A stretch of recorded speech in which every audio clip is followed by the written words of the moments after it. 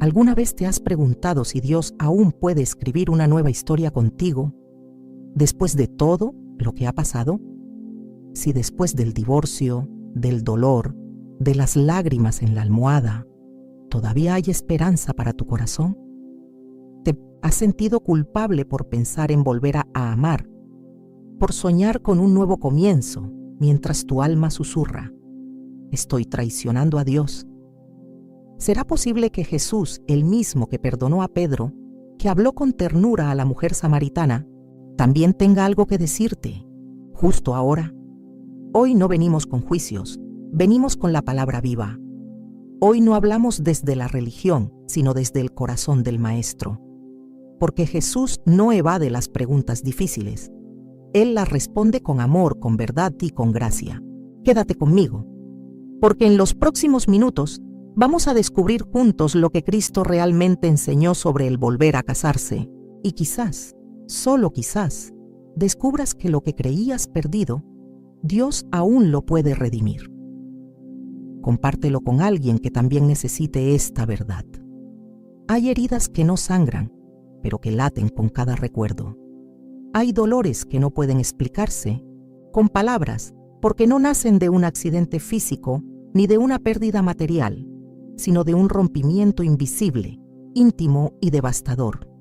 El quiebre del amor, la ruptura de un pacto que se creyó eterno. Para muchos cristianos, el divorcio no solo representa un fracaso emocional, sino una catástrofe espiritual. No solo se pierde a la persona amada, sino también la sensación de estar en el centro de la voluntad de Dios. Y es en ese abismo, entre la culpa y la soledad, donde nace una pregunta que quema en silencio. ¿Puedo volver a casarme? ¿Será que Dios todavía me permite soñar con un nuevo amor, con una nueva historia? No hay espacio más vulnerable que el de quien ha amado y perdido. No hay oración más honesta que la del que ha dicho: Señor, fallé, pero aún te necesito. Y es allí, en esa tierra seca de esperanzas rotas, donde comienza a brotar la gracia. Porque la gracia no florece en jardines perfectos, sino en campos arrasados por el dolor. Y mientras muchos se apresuran a lanzar piedras, Jesús se inclina, escribe en el suelo de nuestra historia y espera, no para condenar, sino para revelar algo mayor que la culpa: el amor inquebrantable de Dios por sus hijos heridos. Vivimos en una época donde los matrimonios se deshacen con facilidad, pero el alma no se repara con rapidez. Muchos creyentes, después de un divorcio, se sienten espiritualmente en ruinas, como si su valor ante los ojos de Dios hubiese desaparecido. Las preguntas no cesan. ¿He fallado irremediablemente? ¿Dios me sigue mirando como suyo? ¿Puedo volver a ser útil en el reino? ¿Y si deseo casarme otra vez, estoy pecando? Estas preguntas no pueden responderse con frases vacías ni con legalismos religiosos. Requieren el corazón de Dios, y ese corazón se revela en las palabras de Jesús, no como un juez frío, sino como un Salvador compasivo. Recordemos que Jesús nunca se alejó del quebrantado. Cuando todos evitaban a la mujer samaritana, Él la esperó junto al pozo. Cuando todos condenaban a la mujer adúltera, Él la levantó con palabras de perdón. Cuando Pedro lo negó con maldiciones, Él lo restauró con ternura. Entonces, si eres tú quien está preguntando, ¿puede Dios perdonar mi divorcio? ¿Puede un cristiano volver a casarse? No estás solo. Estás en el mismo lugar donde muchos han estado antes, un cruce entre el pasado que te hiere y el futuro que no sabes si puedes tomar. Pero ahí mismo, donde sientes que no hay salida, Cristo se presenta no con acusación, sino con verdad que libera. Dios no es ajeno al dolor del matrimonio que termina. Él no es indiferente a las lágrimas que caen en medio de la noche, ni al silencio que llena la casa donde antes había risas. Él vio cada esfuerzo que hiciste, cada oración que levantaste, cada intento de restaurar lo que parecía roto sin remedio. Él conoce la historia completa, no solo el capítulo final. Y si el corazón de Dios fuera como el del hombre, probablemente ya habría sido desechado, pero su corazón es eterno y su misericordia es nueva cada mañana. A veces, en medio del dolor, olvidamos quién es nuestro Dios. Pensamos que es un fiscal, cuando en realidad es un padre.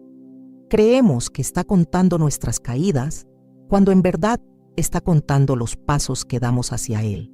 Pensamos que ya no podemos tener un lugar en su mesa, cuando Él está preparando un banquete para recibirnos. Y no estamos negando la seriedad del matrimonio. Jesús mismo dijo que el matrimonio es una unión sagrada, que Dios une a dos personas y que el hombre no debe separarlas. Eso es verdad. Pero también es verdad que Jesús reconoció la dureza del corazón humano y que en su enseñanza habló de momentos en que el divorcio ocurre, no por deseo divino, sino por la dureza que existe en este mundo roto. Lo que Jesús condenó fue el corazón que trivializa el matrimonio, que lo usa y lo desecha sin conciencia espiritual. Pero nunca rechazó al que vino con un corazón arrepentido, buscando luz en medio de la oscuridad. Y es eso lo que nos lleva a mirar este tema no desde la rigidez de la ley, sino desde la profundidad de la gracia. Hay quienes se sienten atrapados entre dos extremos.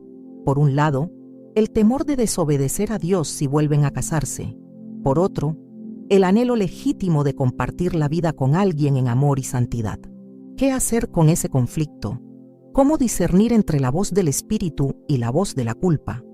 ¿Dónde termina la fidelidad a Dios y comienza la esclavitud a la condenación?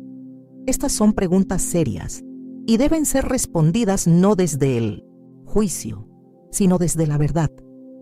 Y esa verdad comienza aquí. Dios no ha terminado contigo. Si el divorcio ha sido parte de tu historia, no es el final de tu llamado.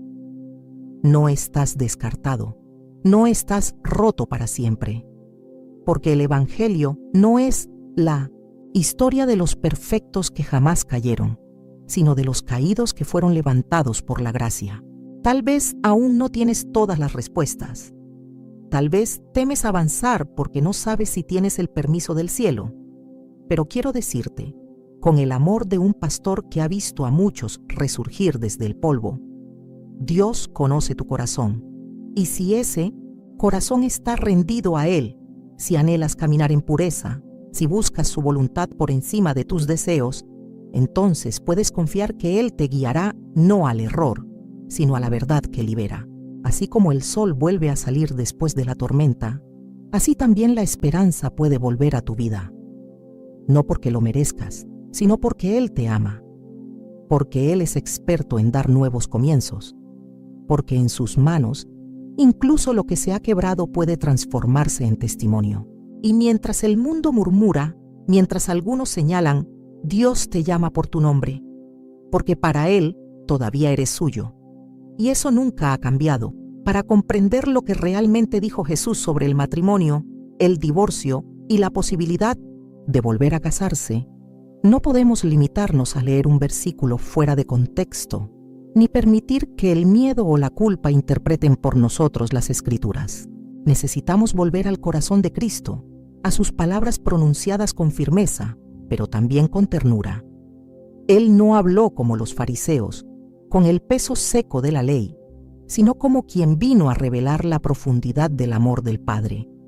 Por eso, cuando nos detenemos en Mateo 19, no encontramos un discurso legalista, sino una conversación reveladora, intensa, destinada a hombres confundidos por siglos de tradición humana y corazones aún cerrados a la compasión. Jesús fue abordado con una pregunta capciosa. ¿Es lícito al hombre divorciarse de su mujer por cualquier causa? No era una pregunta inocente. Era un intento de atraparle, de hacerlo elegir entre el rigor de la ley mosaica y las corrientes liberales de la época. Pero Jesús, como siempre, no respondió según el marco limitado de los hombres. Él elevó la conversación al diseño original de Dios. ¿No habéis leído, dijo, que el que los hizo al principio, varón y hembra los hizo? Mateo 19:4. Y con esas palabras nos llevó al Génesis, al jardín, al momento sagrado, en que el matrimonio fue creado no como un contrato humano, sino como un pacto divino. Por esto dejará el hombre padre y madre, y se unirá a su mujer, y los dos serán una sola carne. Así que no son ya más dos, sino una sola carne. Por tanto, lo que Dios juntó, no lo separe el hombre. Mateo 19, 5, 6. Esta declaración no deja espacio para la ligereza con la que muchos tratan el matrimonio. Jesús está dejando claro que el matrimonio no es una invención cultural ni una conveniencia temporal. Es una unión espiritual, sellada ante Dios, en la que dos almas se entrelazan de manera irreversible, como una sola carne. Pero no podemos detenernos ahí, porque si Jesús hubiese terminado en ese punto, muchos corazones heridos quedarían sin esperanza. Lo que sigue es igual de revelador. Ante la insistencia de los fariseos, que apelaban a Moisés y a su autorización para dar carta de divorcio, Jesús dijo: «Por la dureza de vuestro corazón, Moisés os permitió repudiar a vuestras mujeres, mas al principio no fue así». Mateo 19, 8. Con estas palabras Jesús hace una distinción clave: lo que Dios diseñó desde el principio y lo que fue tolerado por la dureza humana. ¿Y qué significa esto para nosotros? Significa que aunque Dios diseñó el matrimonio como una unión permanente, Él conoce la fragilidad del corazón humano. Él no ignora el pecado, la traición, el abuso, la violencia o el abandono. Él no aprueba la disolución del matrimonio, pero tampoco cierra los ojos ante el sufrimiento que muchas veces lo acompaña. Y en su compasión, permite que la misericordia se abra paso incluso en medio del fracaso. Jesús prosiguió diciendo: «Y yo os digo que cualquiera que repudia a su mujer, salvo por causa de fornicación, y se casa con otra, comete adulterio. Y el que se casa con la repudiada, comete adulterio». Mateo 19, 9.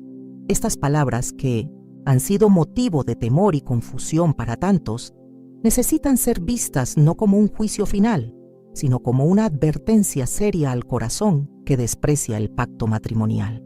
Jesús no está cerrando la puerta de la gracia. Está confrontando la ligereza de quienes se divorcian por capricho, por conveniencia, sin causa justa, sin quebranto ni temor de Dios. En la expresión «salvo por causa de fornicación», Jesús introduce una excepción, no porque apruebe el divorcio, sino porque reconoce la profundidad de la herida que produce la infidelidad sexual. En un mundo ideal, ni siquiera eso rompería el lazo. Pero en la realidad de la caída humana, hay situaciones donde la ruptura es inevitable. No es lo que Dios desea, pero es lo que a veces ocurre. Y cuando ocurre, Jesús no lanza al herido fuera del redil. Él se acerca, cura y abre caminos que aún conducen a la redención. Es vital que entendamos esto. Jesús no habló como los escribas. Él no vino a imponer un peso que nadie pueda llevar. Él vino a ofrecer verdad que libera, a iluminar el camino estrecho que conduce a la vida, incluso para aquellos que han fallado. Porque su propósito no es atrapar a las personas en un ciclo eterno de culpa, sino restaurarlas a la plenitud del propósito divino. Los discípulos, al escuchar esto, dijeron: «Si así es la condición del hombre con su mujer, no conviene casarse». Mateo 19, 10. Eso nos muestra cuán serio fue el mensaje de Jesús. Ellos entendieron que el matrimonio no es un juego, que unir la vida con otra persona no es una decisión ligera. Pero Jesús respondió con sabiduría, afirmando que no todos pueden aceptar este camino, sino solo aquellos a quienes es dado. Y en ese momento, deja abierta una puerta de discernimiento personal, de rendición al llamado específico de Dios, para cada vida. Hay quienes han sido llamados al celibato como una vocación santa, pero hay muchos otros que después del dolor del divorcio no están llamados a la soledad eterna, sino a una restauración que incluye la posibilidad de volver a amar, de volver a formar un hogar bajo la bendición de Dios. Y eso, lejos de ser una traición al primer pacto, puede ser una evidencia de que la gracia todavía escribe historias nuevas. No podemos usar las palabras de Jesús como armas para herir más al herido. No podemos usarlas para edificar muros de condenación. Las palabras de Cristo no son una jaula, sino una puerta. Una puerta que se abre al arrepentimiento, a la humildad y también a la esperanza. Si hoy llevas dentro de ti esa pregunta, ¿puedo volver a casarme sin deshonrar a Dios? Quiero que sepas que el mismo Jesús que habló en Mateo 19 también habló en Lucas 4:18. El Espíritu del Señor está sobre mí por cuanto me ha ungido para sanar a los quebrantados de corazón. Él no vino a destruir lo que queda, vino a restaurarlo. Y si tu corazón está postrado, pero abierto a su dirección, Él te mostrará el camino. No uno marcado por reglas vacías, sino por la verdad, que te hará libre. El divorcio es para muchos una palabra prohibida. Es como una sombra que se extiende sobre la historia personal y espiritual y que incluso años después sigue pesando en la conciencia de quien la ha vivido. En la comunidad cristiana, este tema se vuelve aún más delicado, pues a menudo se transforma en una marca visible, una cicatriz que no solo se lleva en el alma, sino que parece hablar por uno delante de los demás. Pero lo que el hombre señala como fracaso, Dios puede usar como punto de partida. Y lo que la religión puede convertir en sentencia, la gracia lo transforma en camino de restauración. Cuando hablamos de divorcio, no estamos hablando de una decisión ligera ni de un capricho emocional. Estamos hablando de una herida que atraviesa lo más profundo del corazón humano. El matrimonio no es simplemente una convivencia, es una unión espiritual, una entrega total, un pacto que toca las fibras del alma. Por eso, cuando se rompe, el dolor es indescriptible. No solo se quiebra una relación, se quiebra una promesa, una ilusión, una parte de uno mismo. Y, sin embargo, es precisamente en medio de ese dolor donde el mensaje del Evangelio se vuelve más poderoso. Porque el Evangelio no fue dado a los que no fallan, sino a los que claman desde sus ruinas. No fue anunciado a los que se consideran justos, sino a los que saben que necesitan un Salvador. Jesús no vino por los sanos, sino por los enfermos. Y el divorcio, aunque no fue parte del diseño original de Dios, no lo sorprende, no lo escandaliza, no lo detiene. Dios sigue siendo Dios incluso cuando nuestra historia se rompe. Pensemos por un momento en la mujer samaritana. Juan capítulo 4 nos presenta este encuentro extraordinario. Jesús, en su camino, se detiene junto al pozo de Sicar. Allí, en el calor del mediodía, cuando nadie más se atrevía a salir por vergüenza o por juicio social, esta mujer aparece. Una mujer que había tenido 5 maridos y con quien vivía, ahora no era su esposo. El rechazo de su comunidad era evidente. No iba al pozo por la mañana como las demás. Iba sola al mediodía, bajo el peso de su historia. Pero Jesús no la evitó, no la reprendió con dureza, no le exigió cuentas antes de hablarle. Le pidió agua, le ofreció agua viva. La miró como nadie la había mirado antes. Le habló, con verdad sí, pero con una verdad que no destruye, sino que redime. Le reveló que conocía su historia, no para condenarla, sino para mostrarle que aún así había gracia para ella. Y al final de esa conversación, ella se convirtió en la primera evangelista de su pueblo. ¿Te das cuenta? No fue su pasado lo que la invalidó, fue su encuentro con Jesús lo que lo transformó todo. Su dolor no fue su final, sino su punto de partida. Y si Jesús hizo eso con una mujer que había fracasado tantas veces en el amor, ¿crees que no puede hacerlo contigo? ¿Crees que tu historia ha ido demasiado lejos como para ser restaurada?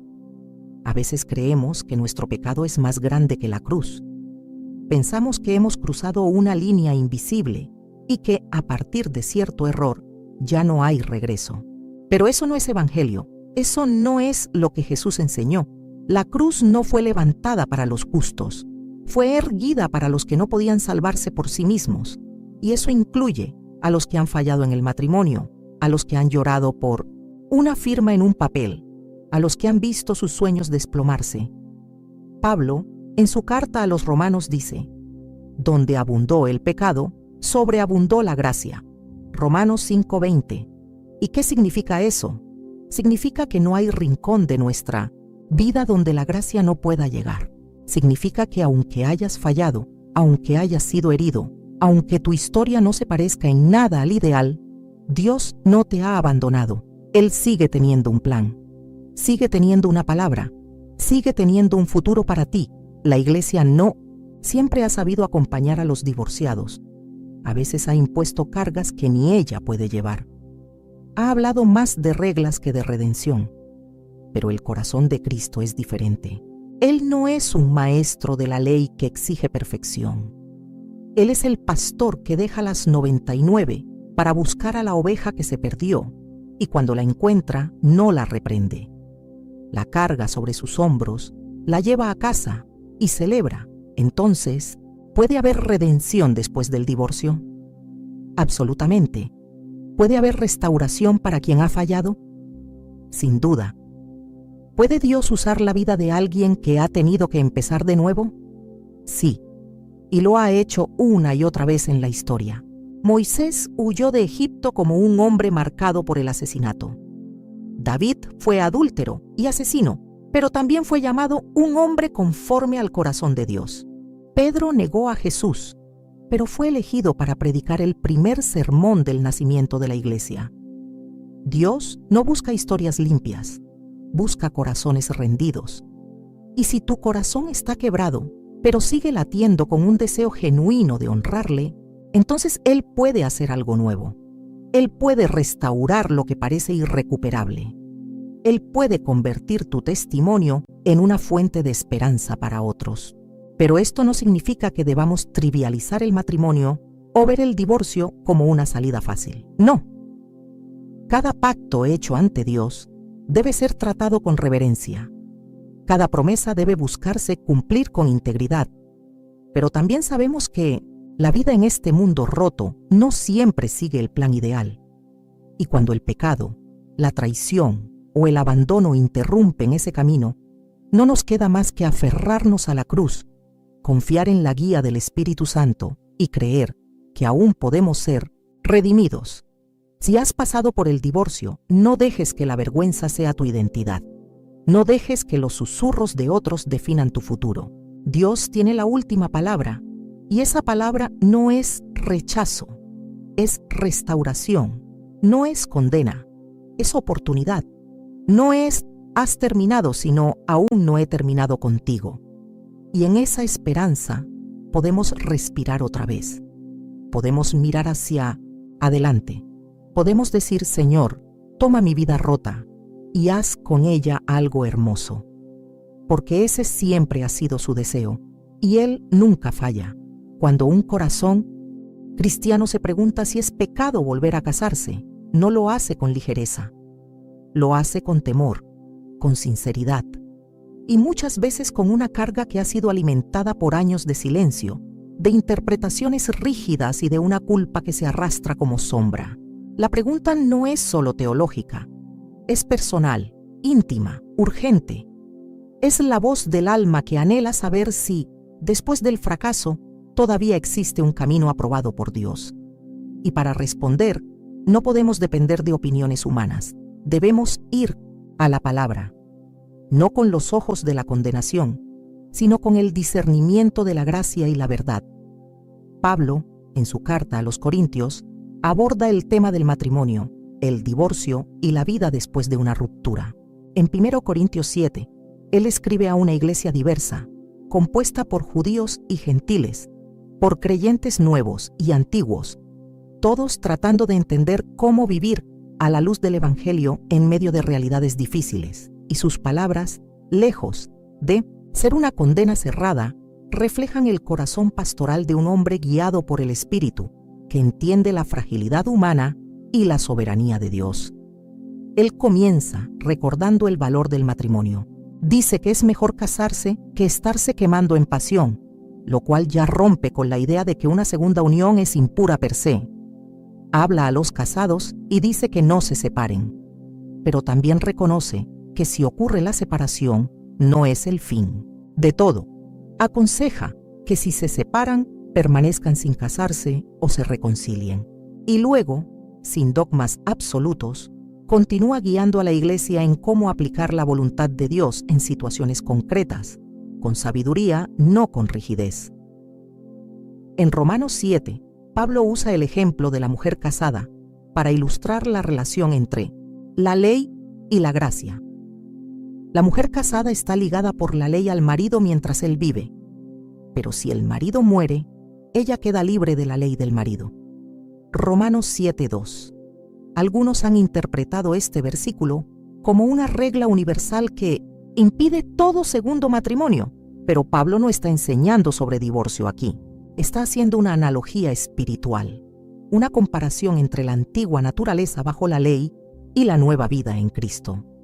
Usar ese pasaje como argumento absoluto es ignorar su contexto y su propósito. El error muchas veces está en leer la Escritura con una lupa de legalismo, olvidando que la Biblia se interpreta a sí misma. Jesús dijo en Mateo 5:17 que no vino para abrogar la ley, sino para cumplirla. Y la ley, en su plenitud, se resume en el amor. No en un amor humano que justifica el pecado, sino en el amor divino que transforma al pecador. Por eso, cada vez que analizamos un mandamiento, debemos preguntarnos, ¿cuál es el espíritu detrás de esta palabra? ¿Qué está revelando Dios sobre su carácter, sobre su propósito, sobre su deseo para nuestra vida? No podemos ignorar que Jesús, aunque habló con claridad sobre el matrimonio, también reveló excepciones. Salvo por causa de fornicación, dijo en Mateo 19:9, reconociendo que hay situaciones de quiebre en las que el vínculo se rompe no solo legalmente, sino espiritualmente. Y si esa ruptura ocurre, podemos decir con seguridad que Dios prohíbe toda posibilidad de redención, de nuevo comienzo, de una vida en santidad, en una nueva unión. ¿Sería coherente con el carácter de aquel que hizo nuevas todas las cosas? La clave está en entender que Dios no bendice el pecado, pero tampoco maldice la restauración. No aprueba el divorcio como un camino fácil, pero tampoco lo usa como una prisión eterna. Su corazón no es de castigo, sino de redención. Si alguien ha pasado por el divorcio por razones bíblicas y ha experimentado un arrepentimiento genuino, ¿por qué habríamos de cerrar la puerta a una nueva etapa bajo la dirección del Espíritu Santo? Volver a casarse no es una decisión para tomar con ligereza, pero tampoco debe ser prohibida por miedo o por presiones religiosas. Cada caso debe ser examinado a la luz de la palabra, con oración, con consejo espiritual y con discernimiento. Dios no trata a todos de la misma manera porque no todos han vivido la misma historia. Él ve el corazón, ve la intención, ve el camino recorrido. Y lo que busca no es solo obediencia externa, sino fidelidad interna. La historia de Ruth es un ejemplo poderoso de cómo Dios puede traer vida después de la pérdida. Ruth era viuda. Su primer matrimonio había terminado en dolor. Y, sin embargo, bajo la mano de Dios, conoció a Booz y juntos fueron parte del linaje de David y del Mesías. ¿Fue ese segundo matrimonio fuera de la voluntad de Dios? En absoluto. Fue parte de su plan redentor. Dios no teme a las historias complejas, las redime. Y si hay alguien hoy escuchando esto, temeroso de dar un paso hacia una nueva relación, preguntando una y otra vez, ¿estoy pecando si me vuelvo a casar? Que la respuesta no puede ser dada en automático, pero sí puede ser dada en confianza. Si tu corazón ha sido restaurado, si tu motivación es honrar a Dios, si no estás usando la gracia como excusa, sino como fundamento para una vida nueva, entonces el mismo Dios que levantó a Pedro, que llamó a Pablo, que restauró a David, puede guiarte también a ti hacia una relación bendecida. Porque no se trata solo de volver a casarse, se trata de caminar en obediencia, se trata de vivir una vida consagrada, en amor, en fidelidad, en verdad. no es un asunto legal, es un asunto espiritual. Y cuando el Espíritu guía, Él no te lleva a esclavitud, te lleva a la libertad en Cristo, una libertad que no destruye el orden, sino que lo cumple con amor. Volver a casarse no debe ser una meta en sí misma, debe ser una expresión del propósito de Dios en tu vida, no como una reparación emocional, sino como parte de un camino de redención. Y si ese es el caso, entonces no temas, porque donde hay arrepentimiento hay gracia, donde hay humildad hay dirección, y donde hay amor verdadero, fundado en Cristo, hay esperanza. Una esperanza que no avergüenza.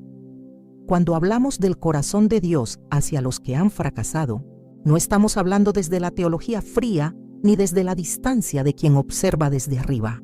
Estamos hablando desde la ternura de un padre que conoce cada detalle, cada lágrima, cada suspiro ahogado en la oscuridad. Porque nadie que ha pasado por el fracaso lo ha hecho sin dolor, sin preguntas, sin sentirse, aunque sea por un instante, lejos de la gracia. Pero la verdad más profunda que nos ofrece el Evangelio es esta: Dios nunca se aleja de los quebrantados.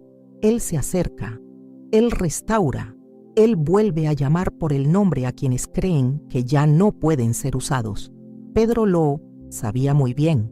Él que había caminado con Jesús, que había oído su voz, que había prometido fidelidad hasta la muerte, lo negó. Y no una sola vez, sino 3. En el momento más crítico, cuando su maestro era llevado a juicio, Pedro no solo guardó silencio, sino que juró no conocerle. ¿Y qué hizo Jesús? ¿Lo descartó? ¿Lo reemplazó por otro discípulo más fiel? No, lo buscó, lo esperó. Y cuando resucitó envió un mensaje claro: Id, decid a mis discípulos, y a Pedro. Marcos 16:7. Ese y a Pedro es uno de los momentos más conmovedores de la gracia, porque significa que aunque había caído, seguía contando para Dios. Si tú has fallado, si tu historia incluye un divorcio, si alguna vez creíste que habías arruinado tus oportunidades de servir, de amar, de ser usado por Dios, escucha esto con el corazón abierto. Dios no desecha a los suyos. Él no se deshace de quienes caen. Él restaura, limpia, fortalece y llama otra vez. Porque su amor no se basa en nuestro desempeño, se basa en su naturaleza. Y Él es fiel incluso cuando nosotros no lo somos. Es probable que después del divorcio hayas sentido que tu valor disminuyó, que los demás te miraron diferente, que algunos incluso evitaron hablar contigo, como si tu dolor fuera contagioso o como si tu error fuera imperdonable. Pero lo que otros no ven, Dios lo ve. Él conoce las circunstancias que otros ignoran. Él sabe lo que intentaste, lo que lloraste, lo que oraste. Y aunque el mundo vea una falla, Él ve un hijo, una hija, que aún tiene propósito. Recordemos también a David, el rey poeta, el hombre conforme al corazón de Dios, pero también el que cayó en adulterio y en asesinato.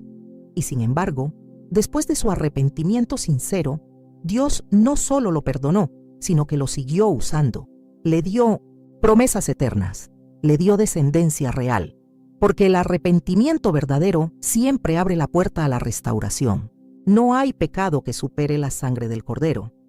No hay caída tan profunda que la mano de Dios no pueda alcanzar. A veces creemos que Dios nos usará solo si somos perfectos, pero la Escritura está llena de testimonios contrarios.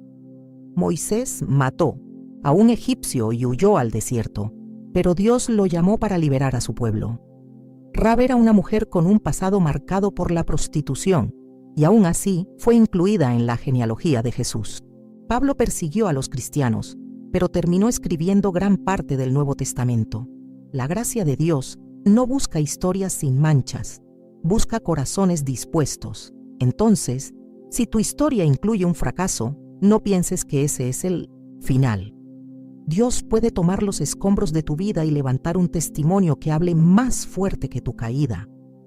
Puede convertir tu dolor en un mensaje de esperanza para otros que creen que ya no hay regreso, porque en el reino de Dios, la restauración no es un premio para los fuertes, es una promesa para los humildes. Y es importante decir esto, la restauración no siempre es rápida.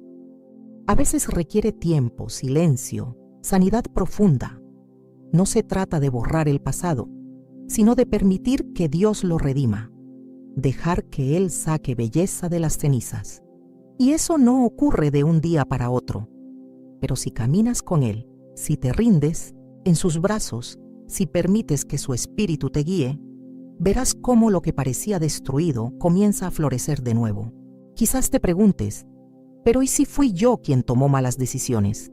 ¿Y si no fui víctima, sino responsable? Incluso en ese caso, hay esperanza. Porque el corazón de Dios no cambia según tu desempeño. Él no retira su amor cuando fallas. Él no borra tu nombre del libro de la vida cuando tropiezas. El Salmo 103 nos recuerda que como el Padre se compadece de los hijos, se compadece Jehová de los que le temen. Porque Él conoce nuestra condición, se acuerda de que somos polvo. Salmo 103, 13, 14. ¿Te das cuenta? Él no exige perfección. Pide rendición, pide confianza, pide un corazón quebrantado y humillado que Él jamás desprecia. Y cuando vienes con ese corazón, Dios no solo te restaura, te llama otra vez, te da propósito, te da una misión, te devuelve la dignidad que creías perdida. Porque no eres una historia fallida, eres una historia en proceso, una obra en manos del alfarero. Y si estás en sus manos, no importa cuán roto te sientas, Él puede volver a moldearte. La iglesia debe ser un lugar de restauración, no de exclusión. Un hospital para los heridos, no un tribunal para los caídos. Y tú necesitas rodearte de personas que crean en el poder del Evangelio, no solo para salvar, sino también para restaurar. Porque lo que Dios perdona, nadie tiene derecho a seguir señalando. Y si Él ha decidido darte una nueva oportunidad, no permitas que la culpa te robe lo que la gracia ha comprado. A los ojos de Dios, tú vales, tú importas. Tu historia, con todo lo que tiene de caídas y levantadas, puede ser usada para su gloria. No te quedes atrapado en lo que fuiste. Aférrate a lo que Dios dice que eres, amado, redimido, restaurado, llamado. Porque si Él te llama otra vez, es porque aún no ha terminado contigo. Y eso, hermano o hermana, no es una suposición, es una promesa. Uno de los mayores errores que cometemos cuando fallamos es pensar que, para ser restaurados, debemos ganarnos el favor de Dios nuevamente. Que si sufrimos lo suficiente, si lloramos lo suficiente, si demostramos con nuestras acciones cuánto lo lamentamos, entonces tal vez Él considere darnos una segunda oportunidad. Pero esa no es la lógica del Evangelio. La restauración no es una recompensa, no es un trofeo por buen comportamiento. La restauración es gracia, y la gracia no se merece, se recibe, se abraza con humildad, se vive con gratitud. Muchos cristianos viven prisioneros de una culpa constante, como si pagar por su error fuera su única forma de demostrar arrepentimiento. No se permiten soñar, ni avanzar, ni ser felices. Se castigan a sí mismos en silencio, creyendo que es la única manera de demostrar que han entendido la gravedad de su falla. Pero Dios no se complace en el sufrimiento innecesario. Él no se glorifica cuando sus hijos caminan cabizbajos, temerosos de dar un paso fuera de su pasado. Él se glorifica cuando sus hijos, restaurados por su amor, se levantan, caminan con fe y reflejan su gracia al mundo. Dios no está buscando que te flageles emocionalmente. Está esperando que creas que lo que Cristo hizo en la cruz fue suficiente. Porque cuando Jesús dijo, consumado es, Juan 19:30, no dejó nada pendiente. El precio fue pagado. La deuda fue cancelada. El camino fue abierto. Entonces, ¿por qué seguimos actuando como si la cruz necesitara nuestra ayuda? ¿Por qué seguimos cargando con cadenas que ya fueron rotas? En Isaías 43, 18, 19, Dios declara: No os acordéis de las cosas pasadas, ni traigáis a memoria las cosas antiguas. He aquí que yo hago cosa nueva. Pronto saldrá a luz. ¿No la conoceréis? Esta no es una invitación a la amnesia espiritual, sino una exhortación a dejar de vivir atados al pasado. Dios no niega lo que ocurrió, pero tampoco permite que lo viejo defina lo nuevo. Él es experto en hacer florecer lo que estaba seco, en abrir caminos donde parecía que no había salida, en traer esperanza donde solo había ruinas. El profeta Joel también trajo una promesa impresionante. Y os restituiré los años que comió la oruga, el saltón, el revoltón y la langosta. Joel 2:25. Esos años perdidos, esos sueños arrasados por el dolor, ese tiempo que creías que nunca podrías recuperar. Dios dice que Él puede devolverlo. No exactamente como era antes, pero sí con algo nuevo, algo redimido, algo que lleva la marca de su gracia. Eso significa que si perdiste un matrimonio, una familia, una etapa de tu vida que parecía irrecuperable, no estás condenado a vivir en la ruina para siempre. Dios puede reconstruir, puede sanar, puede darte otra historia. Y no porque lo merezcas, no porque hayas hecho lo suficiente para ganarlo, sino porque Él es bueno, porque su naturaleza es redentora, porque su amor no se agota. Recordemos la historia del hijo pródigo. Cuando él decidió regresar a casa, no tenía un plan de restauración, solo tenía vergüenza y necesidad. Su idea era convertirse en un siervo porque sentía que ya no merecía ser llamado hijo. Pero el padre lo vio desde lejos, corrió a su encuentro, lo abrazó, lo cubrió con vestiduras nuevas y celebró su regreso. No le pidió explicaciones, no exigió penitencia, solo le devolvió su identidad. Este mi hijo muerto era, y ha revivido, se había perdido y es hallado. Lucas 15:24. Así obra nuestro Dios. Él no se queda en lo que fuiste, Él ve lo que puedes llegar a ser bajo su amor. Y cuando te restauras no como un premio, sino como una manifestación de su gracia, entonces comprendes que tu valor nunca estuvo en tu desempeño, sino en su elección. Él te amó desde antes de que cayeras, y te sigue amando después. Pero hay algo importante que entender. La gracia no anula la santidad. No significa que ahora todo está permitido. No significa que podemos tomar decisiones sin responsabilidad. Al contrario, la gracia nos llama a una vida más comprometida, más rendida, más profunda. Cuando entiendes que no has recibido lo que merecías, sino algo mucho mejor, tu respuesta natural es vivir para aquel que te rescató. Por eso, la restauración auténtica produce frutos. No perfectos, pero sí reales. El restaurado no vive justificando su pecado, sino glorificando la misericordia que lo alcanzó. No vive defendiendo su pasado, sino proclamando la fidelidad de Dios. No vive tratando de convencer a los demás de su dignidad, porque ya ha sido afirmado por el Padre. Vive con humildad, con alegría, con propósito. Y si estás en medio de ese proceso, quiero que sepas que Dios no tiene prisa contigo. Él trabaja paso a paso. Tal vez aún no ves el cuadro completo. Tal vez sigues sanando, pero no estás solo. El Espíritu Santo está contigo, enseñándote, guiándote, levantándote. Y lo que Él ha comenzado, Él lo perfeccionará. La restauración también incluye tu corazón, porque no se trata solo de rehacer una vida en lo externo, sino de permitir que Dios toque lo más profundo, que sane la amargura, que limpie las culpas escondidas, que reconstruya tu capacidad de confiar, de amar, de esperar. Porque hay quienes se vuelven a casar, pero siguen rotos por dentro. Hay quienes forman una nueva familia, pero aún arrastran las heridas del pasado. Dios quiere algo más, quiere una restauración completa, y eso solo es posible cuando rendimos todo, no solo nuestro futuro, sino también nuestro pasado. Cuando dejamos que Él redima cada recuerdo, cada error, cada lágrima, cuando dejamos de justificar y comenzamos a descansar, porque allí, en 1919, esa rendición comienza la verdadera libertad. Así que no vivas más como alguien que espera castigo. Vive como alguien que ha recibido gracia. No camines como quien debe probar su valor. Camina como quien ha sido llamado por nombre.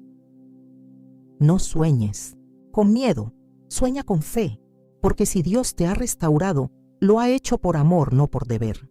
Y si Él ha abierto una nueva puerta, es porque aún quiere glorificarse en tu vida, no porque lo merezcas, sino porque Él es así. Gracia pura, amor inmerecido, restauración que no se gana, se recibe y se vive cada día con gratitud. Cuando el alma ha sido tocada por la gracia y restaurada en lo profundo, surge una pregunta inevitable: ¿cómo caminar ahora? ¿Cómo vivir una vida que honre a Dios después del dolor, después del divorcio, después del quebranto? Porque la restauración no es solo un acto de misericordia divina, es también una invitación a una vida nueva, santa, diferente, no para ganarnos el amor de Dios, porque ya lo tenemos, sino para responder con obediencia al amor que nos levantó, porque el que ha sido perdonado mucho, ama mucho, y ese amor se manifiesta en una vida que anhela agradar a su Salvador. Caminar en pureza no es solo evitar el pecado, es vivir cada día con los ojos puestos en Cristo, es reconocer que aunque hemos sido redimidos, seguimos siendo dependientes de su guía, de su presencia, de su corrección. La pureza no es perfección sin errores, es una decisión diaria de buscar la voluntad de Dios por encima de la nuestra. Es decirle sí al Espíritu Santo, incluso cuando la carne quiere retroceder. Es elegir lo correcto, no por obligación, sino porque el corazón ya no soporta vivir lejos de su presencia. Después del divorcio, después de una segunda oportunidad, hay una necesidad aún más profunda de vivir con integridad. No como alguien que camina sobre una cuerda frágil, sino como alguien que sabe de dónde fue rescatado. Porque el restaurado no se olvida del pozo del que fue sacado. No glorifica el pasado, no minimiza el pecado, pero tampoco se queda atrapado en él. Camina mirando hacia adelante, con los pies firmes en la verdad y con el alma rendida a Dios. David, después de su caída, escribió uno de los salmos más poderosos y sinceros de toda la Escritura. En el Salmo 51 clama: «Crea en mí, oh Dios, un corazón limpio y renueva un espíritu recto dentro de mí». Salmo 51:10. Él sabía que no bastaba con el perdón. Necesitaba un corazón transformado, y ese debe ser también nuestro clamor. Porque no se trata solo de lo que hicimos, sino de lo que somos ahora en Él. No basta con haber recibido una nueva oportunidad. Necesitamos vivir como quienes han sido hechos nuevos. Caminar en pureza después del dolor también implica sanar nuestras motivaciones. Muchas veces, después de una ruptura, el corazón herido busca validación, busca llenar el vacío con nuevas emociones, nuevas relaciones, nuevas experiencias. Pero la sanidad verdadera no llega cuando ocupamos el lugar vacío. Llega cuando permitimos que ese lugar lo llene el Señor. Solo entonces estamos listos para construir algo nuevo, sin repetir viejos patrones. Solo entonces el amor no es una necesidad desesperada, sino una expresión de madurez espiritual. Y cuando se inicia una nueva relación, especialmente un nuevo matrimonio, debe hacerse desde la conciencia de que ahora caminamos con más responsabilidad, porque sabemos lo que significa perder, sabemos lo que significa fallar, sabemos el precio de un corazón roto, y por eso esta vez no tomamos decisiones a la ligera. Oramos más, escuchamos más, esperamos más, porque queremos que todo lo que hagamos lleve la marca del cielo y no la huella de nuestra impaciencia. La palabra nos llama a la santidad no como una carga, sino como una identidad. Pedro escribe: «Sed santos porque yo soy santo». 1 Pedro 1:16. Y esa santidad comienza en lo invisible, en lo que nadie ve. Pensamientos, actitudes, deseos, Es allí donde empieza el verdadero caminar con Dios. No se trata de impresionar a los demás, sino de vivir como si el rostro de Dios estuviera siempre delante de nosotros, porque lo está. Muchos, después de una caída, sienten que su autoridad espiritual ha desaparecido, que ya no pueden enseñar, servir, liderar. Pero la autoridad no viene de la perfección, sino de la rendición. Un corazón quebrantado que ha sido restaurado por Dios puede hablar con una autoridad que los perfectos jamás conocerán. Porque habla desde la experiencia, desde la cicatriz, desde la redención. Habla no como quien domina la ley, sino como quien fue tocado por la gracia. Vivir en pureza también implica aprender a poner límites, aprender a decir no a lo que antes te hizo caer, a no jugar con la tentación, a reconocer tus debilidades y no esconderlas, sino llevarlas a la cruz cada día. Implica cuidar lo que ves, lo que oyes, lo que permites entrar en tu mente. Porque el enemigo no ataca lo que está muerto, ataca lo que está siendo restaurado. Él sabe que un hijo restaurado y consagrado puede ser una amenaza real contra las tinieblas. Por eso busca distraer, desviar, confundir. Pero si tú caminas firme, si tú no sueltas la mano del Padre, no hay arma forjada que pueda prevalecer contra ti. Y no estás solo en este camino. La iglesia, la comunidad, el cuerpo de Cristo están para apoyarte, para recordarte quién eres, para levantarte cuando flaqueas, para orar contigo, para caminar contigo, para celebrar cada victoria por pequeña que parezca. Porque la santidad no es un proyecto individual, es una carrera que corremos juntos, animándonos los unos a los otros, mirando a Jesús, el autor y consumador de nuestra fe. Quizás has sentido que no eres digno de una nueva historia, que ya has fallado demasiado, que otros podrían hacerlo mejor. Pero quiero decirte con todo mi corazón, si estás en Cristo, eres una nueva criatura. Las cosas viejas pasaron, todas son hechas nuevas. 2 Corintios 5:17. No vivas como quien aún arrastra cadenas. Vive como quien ha sido liberado. Y esa libertad no es para el desorden. Es para glorificar a Dios con cada decisión, con cada palabra, con cada paso. Caminar en pureza después del dolor no es una tarea fácil. Requiere disciplina, requiere humildad, requiere un amor más profundo que el simple deseo de ser feliz. Requiere un compromiso con el propósito de Dios, incluso cuando cuesta. Pero también es un camino lleno de gozo, de paz, de frutos que permanecen, porque cada vez que eliges la voluntad de Dios, estás construyendo algo eterno. Así que no mires atrás con vergüenza. Mira hacia adelante con esperanza. Vive cada día con la certeza de que el mismo Dios que te levantó del polvo camina contigo, y que si permaneces en Él, tu historia no será una más marcada por el fracaso, sino una historia redimida, poderosa y llena de propósito. Una vida vivida en pureza no para evitar caer, sino para honrar al que te amó cuando estabas caído. Y ese amor lo cambia todo. En algún punto del camino, cuando el alma empieza a sanar y la voz de Dios vuelve a escucharse con claridad, una nueva pregunta surge con fuerza. ¿Tiene Dios todavía un propósito para mí? ¿Hay futuro para un corazón que ha conocido la derrota, pero que también ha sido abrazado por la gracia? ¿Puedo todavía ser parte de algo eterno, de algo que glorifique su nombre? La respuesta, por más que tu pasado susurre lo contrario, es sí. No solo puedes, Dios quiere, y no es un permiso con condiciones ocultas, es un llamado con autoridad y ternura. Es la voz del Padre que dice: levántate, yo aún tengo algo que hacer contigo. La voluntad de Dios no se borra con los fracasos. Puede tomar una nueva forma, puede abrirse por otros caminos, puede incluir procesos que no imaginábamos, pero sigue viva. Porque Dios no solo escribe historias limpias, Él también reescribe historias quebradas. Lo hizo con Abraham, que mintió por temor.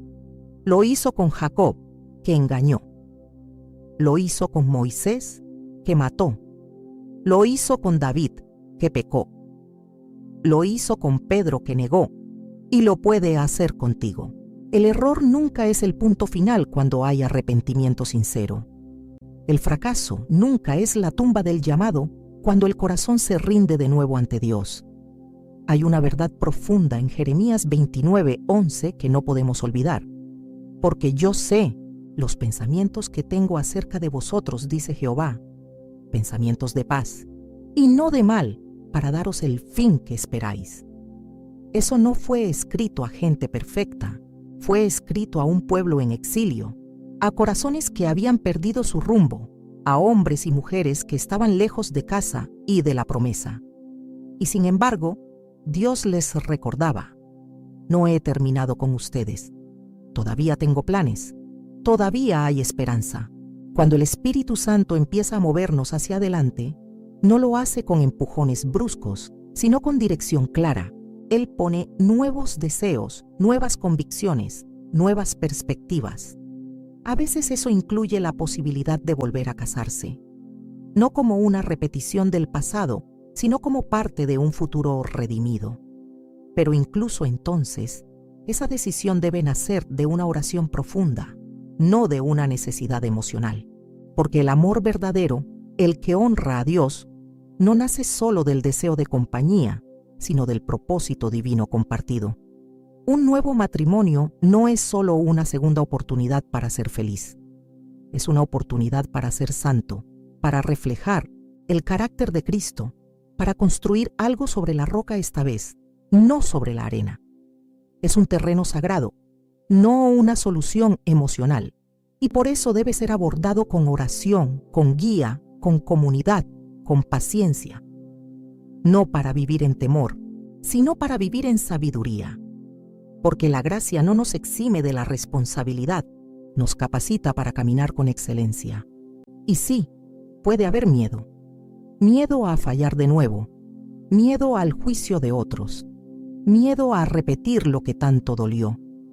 Pero el perfecto amor echa fuera el temor.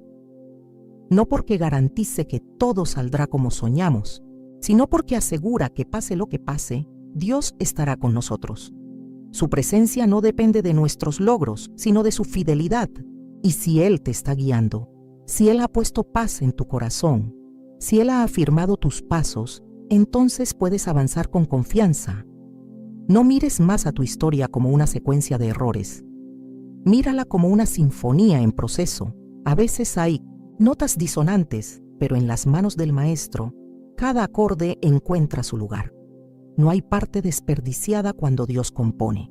Incluso los silencios, incluso los quiebres, incluso los momentos más oscuros son usados para construir algo bello, algo eterno. La voluntad de Dios para tu vida no es que vivas condenado al pasado, ni atrapado en las opiniones de los demás. Su voluntad es buena, agradable y perfecta. No significa que no habrá dolor, pero sí significa que todo será usado para bien. Y cuando decides confiar en eso, cuando decides poner tu vida entera, sin reservas, en sus manos, entonces el temor cede lugar a la esperanza y la vergüenza se convierte en testimonio. Quizás esta es la temporada en que Dios quiere usarte para hablarle a otros que han sido heridos como tú.